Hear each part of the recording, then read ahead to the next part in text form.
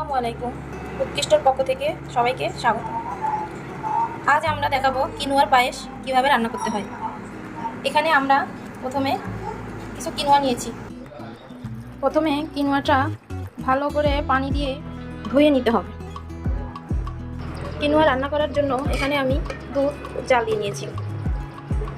রান্না করতে যা যা লাগবে: কিশমিশ, বাদাম, দারচিনি, এলাচ, চিনি ও লবণ। জাল করা দুধের মধ্যে দারচিনি ও এলাচটা দিয়ে দিব। কিছুক্ষণ ফুটানোর পরে ধুয়ে রাখা কিনুয়াগুলা সব দুধের মধ্যে ঢেলে দিব। এবার অনবরত নেড়ে নেড়ে 5 মিনিট রান্না করব। পায়েস রান্না হতে হতে বাদামগুলা কেটে নিয়েছি। আর অল্প একটুখানি লবণ দিয়ে দিব। এরপর এর মধ্যে পরিমাণ মতো চিনি অ্যাড করে দিন। চিনিটা যার যার স্বাদ মতো দিয়ে নেবেন।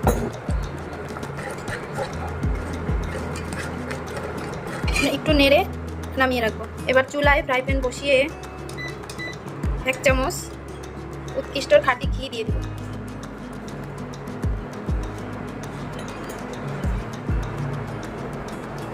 ঘিটা গরম হয়ে গেলে কিশমিশ ও বাদামটা দিয়ে ভেজে নেব। দেখুন কিশমিশগুলো কি সুন্দর ফুলে উঠেছে। এবার রান্না করা পায়েসের মধ্যে কিশমিশ ও বাদামটা ঢেলে দেব।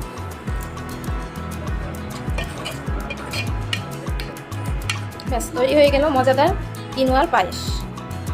এবার ফ্রিজে রেখে দিয়ে ঠান্ডা ঠান্ডা পরিবেশন করুন।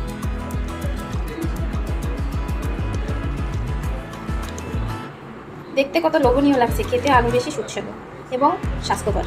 কিনুয়া হচ্ছে একটি সুপারফুড, তাই আপনারাও সবাই ট্রাই করতে পারেন। আর যদি ভালো লেগে থাকে এই ভিডিওটি, তাহলে লাইক শেয়ার দিতে ভুলবেন না। সাবস্ক্রাইবার করে দিবেন অবশ্যই।